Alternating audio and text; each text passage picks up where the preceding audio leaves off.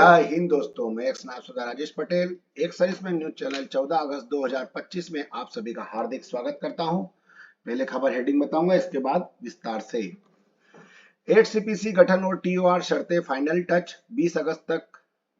8 CPC Modi सरकार के जवाब से आग बबूला कर्मचारी। सीएपीएफ को ओपीएस बहाली और ग्रुप ए का दर्जा, बड़ी खबर।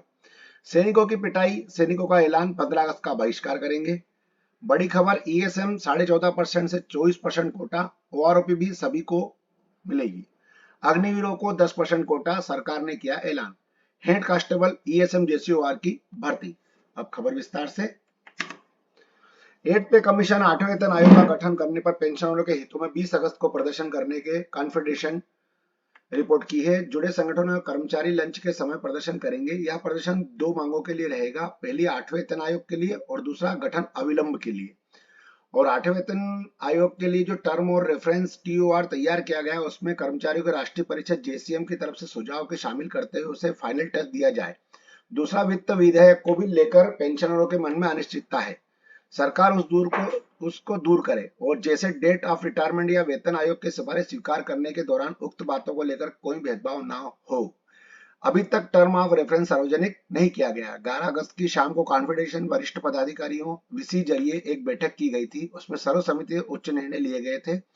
इससे पहले भी सरकार ने चेताया कि यह कर्मचारियों के हितों के लिए सकारात्मक निर्णय ले। 8वें वेतन आयोग की सिफारिश पहले 1 जनवरी 2026 से लागू हो, लेकिन अभी तक आयोग के अध्यक्ष और सदस्यों की नियुक्ति नहीं हुई है। आयोग के गठन पर जानबूझकर विलंब किया जा रहा है। नेक्स्ट खबर है अधिसूचना। 8वें वेतन आयोग ताजा अपडेट, अधिसूचना जल्दी जारी होगी। वित्त मंत्रालय ने टाइमलाइन पर क्या कहा। केंद्र सरकार ने 8वें केंद्रीय बजट को मंजूरी दी। वेतन आयोग जनवरी 2025 से वेतन आयोग की नियुक्ति की जाएगी, लेकिन आधिकारिक अधिसूचना अभी तक जारी नहीं की है। वेतन आयोग के सदस्यों का अध्यक्ष के नाम पर अंतिम फैसला नहीं है। वित्त मंत्रालय में राज्य मंत्री पंकज चौधरी ने राज्यसभा को बताया कि 8वें केंद्रीय वेतन आयोग के संबंध में अधिसूचना यथासंभव जारी रहेगी। सांसद जावेद अली खान द्वारा उठाए गए प्रश्न उत्तर दे रहे थे। 8वें वेतन आयोग को विचारार्थ विषयों में रक्षा मंत्रालय, गृह मंत्रालय और क्रमीकरण प्रशिक्षण विभाग सभी राज्यों में दिनांक 17/1/2025 से 17/1/2025 तक पत्र व्यवहार के माध्यम से इनपुट मांगे गए थे। और नियुक्ति चौधरी ने कहा कि 8वें वेतन आयोग की सूचना जारी होने के बाद उनकी नियुक्ति की जाएगी। उन्होंने आधिकारिक अधिसूचना यथा समय जारी की जाएगी। 8वें वेतन आयोग में अधिसूचना के लिए 8वें वेतन आयोग के अध्यक्ष और सदस्यों की नियुक्ति की जाएगी।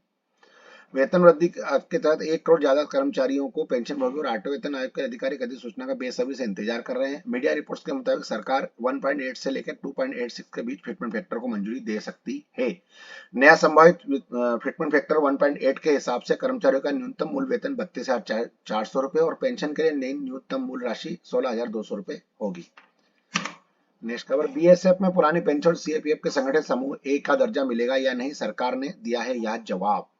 23 मई को निर्णय लिया गया था कि सीएफ संगठित समूह सेवा ओजीएस का दर्जा देने के पक्ष में फैसला सुना है। यदि हाँ, तो इस आदेश को कार्यान्वित करने के लिए क्या ठोस कदम उठाए गए हैं, यह सवाल मंगलवार को लोकसभा सांसद दीपेंद्र हुड्डा ने सांसद में पूछे और केंद्रीय गृह राज्य मंत्री नित्यानंद राय ने इन सवालों का जवाब भी दिया। नेक्स्ट खबर। पूर्व सैनिक संघों ने पंजाब सरकार के स्वतंत्रता दिवस समारोह का बहिष्कार करने का आह्वान किया है। पंजाब पुलिस और सरकारी एजेंसियों द्वारा सैन्य कर्मियों के साथ किए गए दुर्व्यवहार और 15 अगस्त को स्वतंत्रता दिवस पर अवसर पर आयोजित होने वाले राज्य समारोह का बहिष्कार करने का घोषणा की है। और इन्होंने कहा कि बहिष्कार के कारण पंजाब पुलिस द्वारा कर्नल पीएस बात के मामले को जिस तरह संभाला गया, वह यह आरोप है कि पटियाला पुलिस ने 13 और 14 मार्च की रात को पटियाला में कर्नल और उनके बेटे पर हमला करने के आरोपी पुलिसकर्मियों के खिलाफ एफआईआर दर्ज करते समय बात को टालने की कोशिश की है और उसके बाद पटियाला पुलिस ने मामले को दबाने की कोशिश की है। मलेरकोटला में रक्षा सुरक्षा कोर डीएससी के एक नायक से जुड़ा हुआ है। एक मामला भी संघों द्वारा उजागर किया गया है। मलेरकोटला पुलिस की एक महिला एसएचओ और डीएससी नायक की जमीन के एक टुकड़े को लेकर कुछ लोगों द्वारा की गई पिटाई की घटना के बारे में जानकारी एफआईआर दर्ज करने का आरोप लगाया है। यह हमला 4 अगस्त को अहमदगढ़ में हुआ था, जिसमें भटिंडा में तैनात भारतीय सेना के एक सेवारत जवान अब्दुल सत्तार घायल हो गए थे।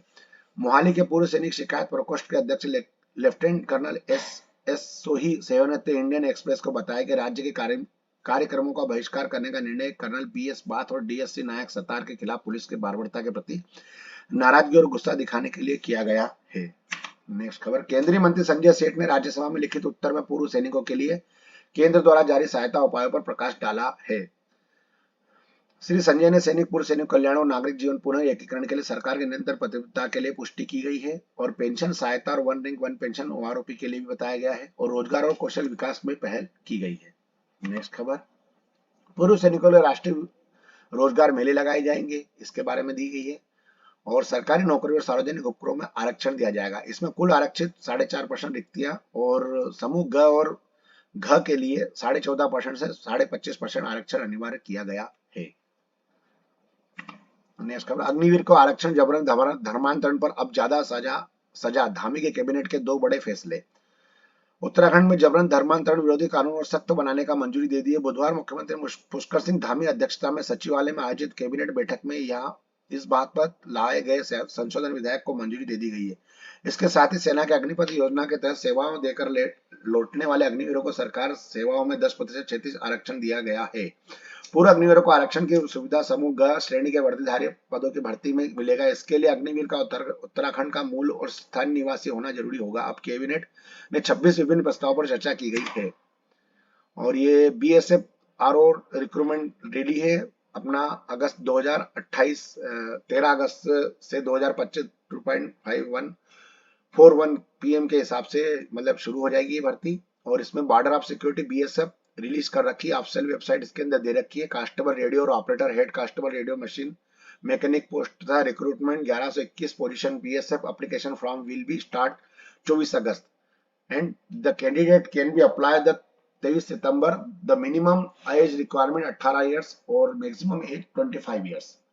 बाकी जो छूट दे रखी है वो अपने हिसाब से भूतपूर्व सैनिकों के लिए है। ये अप्लाई की डेट इसके अंदर 24 अगस्त से 23 अगस्त के बीच में होगी। एग्जाम नोटिफाइड लेटर होगा, एडमिट कार्ड बिफोर एग्जाम मिलेंगे। Result date will be update हर सन। और इसके बाद जनरल के लिए 100 रुपए है और SC ST के लिए 0 है और ऑल फीमेल के लिए कोई पैसा नहीं है। और पेमेंट मोड ऑनलाइन रहेगा और डेबिट कार्ड क्रेडिट कार्ड सभी से पेमेंट हो सकता है। बस दोस्तों मेरे पास आज यहीं तक भर्ती थी। आपका दिन शुभ रहे। जय हिंद, राम राम। अच्छी खबर लगे तो सब्सक्राइब और लाइक करें। जय हिंद।